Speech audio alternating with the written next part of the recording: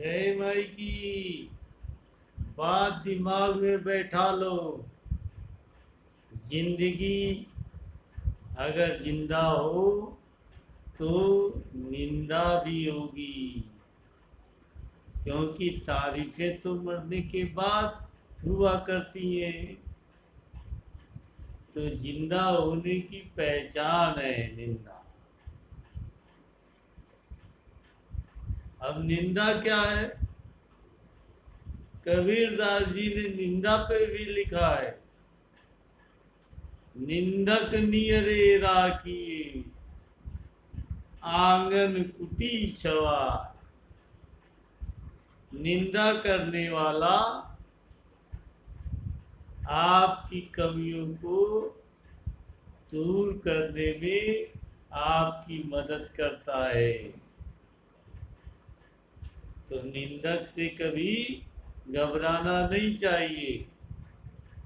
निंदा करने वाले की इज्जत करनी चाहिए, क्योंकि निंदक एक बहुत ही बड़ा काम आपके लिए कर रहा है। और वो बड़ा काम यही है कि आपके जीवन में चमत्कारी परिवर्तन निंदक ही लाता है, प्रशंसक नहीं लाता। प्रशंसा करने वाला रचनात्मक परिवर्तन नहीं ला सकता, निंदक ला सकता, क्योंकि आपके कार्यों में उसकी नजर आपके बुरे कार्यों पे रहती है और उसको वो बड़ा करके लोगों को बताता है और लोगों के द्वारा आप तक उसकी बात आती है। तो आपको ऐसा लगता है कि भाई ये तो गलत हो रहा है, लेकिन नहीं, निंदक आपके जीवन स्तर को अच्छा करने में आपकी मदद कर रहा है। तो आप अपने जीवन स्तर को ऊंचा करना चाहते हैं ना? हर व्यक्ति चाहता है कि उसका जीवन स्तर ऊंचा हो, लेकिन वो निंदकों से घबरा जाता है और वो अपनी कमियों को सुधार नहीं पाता है। अगर आप अपनी कमियों को सुधार लेते हैं तो निश्चित रूप से आप श्रेष्ठ पुरुष बनते जाते हैं और वो व्यक्ति फिर निंदक से दूर होने लगता है। तो कबीरदास जी ने ठीक कहा ना, निंदक नियरे राखिए। निंदक को अपने पास रखिए।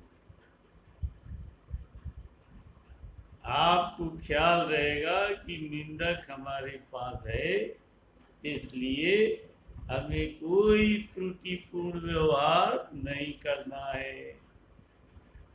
और जब आप कोई त्रुटिपूर्ण व्यवहार नहीं करते तो श्रेष्ठ लोगों में आपकी गिनती होने लगती है। श्रेष्ठ लोग कौन है? जो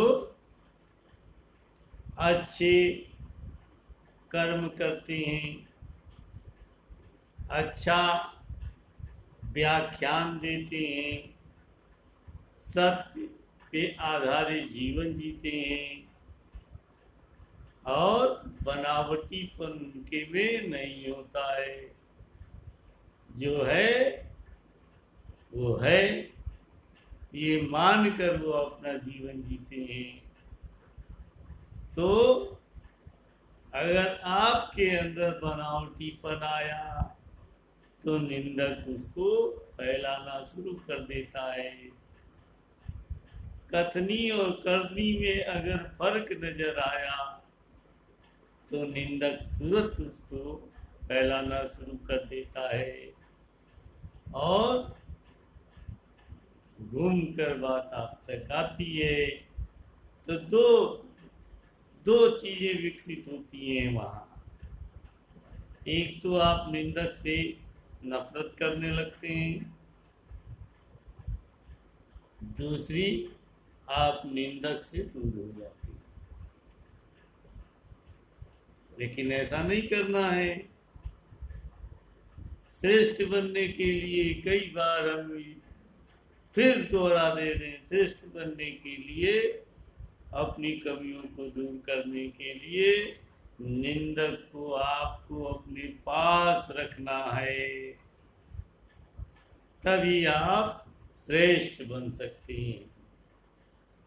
फिर क्या कहना, जीवन में चमत्कारिक पर्सनालिटी आपकी लोग देखेंगे और निंदक भी। अब कुछ मिलेगा ही नहीं तो निंदा किस चीज की करेगा?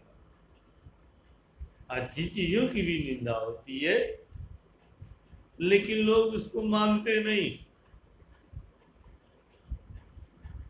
जरूर कमी अगर रही तभी उसकी निंदा हो सकती है, अन्यथा उसकी निंदा नहीं हो सकती है। तो निंदा से घबराना नहीं है। अगर कर्म क्षेत्र में है तो निंदा से बिल्कुल नहीं घबराना है। निंदा को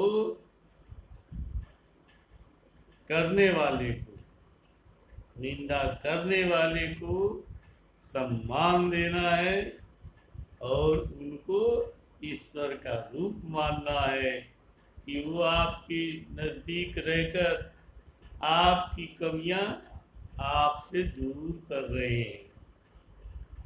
तो है ना, तो आप भी अपने निंदकों की इज्जत करना शुरू कर दीजिए और पाएंगे कि जीवन में आपके चमत्कारी परिवर्तन आप खुद महसूस करेंगे, दूसरे तो करते ही हैं। और वो निंदक भी आपको श्रेष्ठ लोगों में गिनने लगेंगे। ये सब छोड़ देना है, कौन क्या कहता है।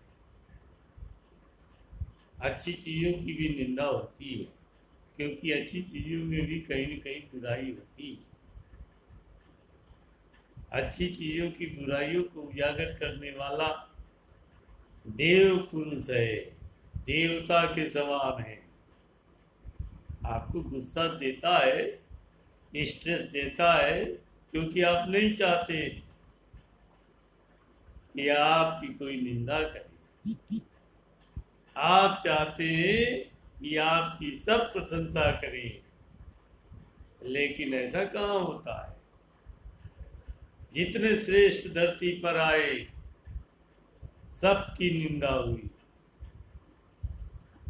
और अच्छाई में से ही बुराई निकाली गई। निंदा के प्रकार हैं, बहुत सारे प्रकार।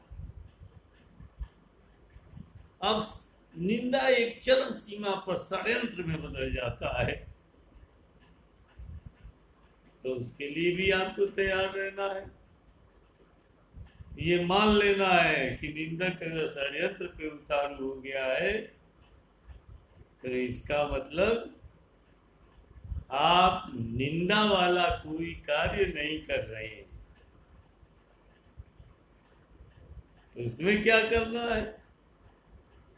षड्यंत्र के लिए, प्रतिकार के लिए कोई तैयारी नहीं, बस सत्य को पकड़ ले। जा तुम करते रहो, निंदा करो या उससे बढ़कर तुम षड्यंत्र, कोई फर्क नहीं पड़ता। तो ठीक है ना। निंदक नियरे राखिए, आंगन कुटी छवा। बहुत करीब रखिए, इज्जत करिए, सम्मान करिए निंदक। उसको साधारण व्यक्तित्व का व्यक्ति मत माने, क्योंकि वो आपको उच्च स्तरीय मुकाम पे पहुंचाना चाहता है। इसलिए आपके अच्छे कर्मों में भी निंदा करने योग्य मटेरियल निकाल लेता है। ठीक है ना? घबराने की जरूरत नहीं है निंदकों से, निंदकों की इज्जत करने की जरूरत है। जय भाई।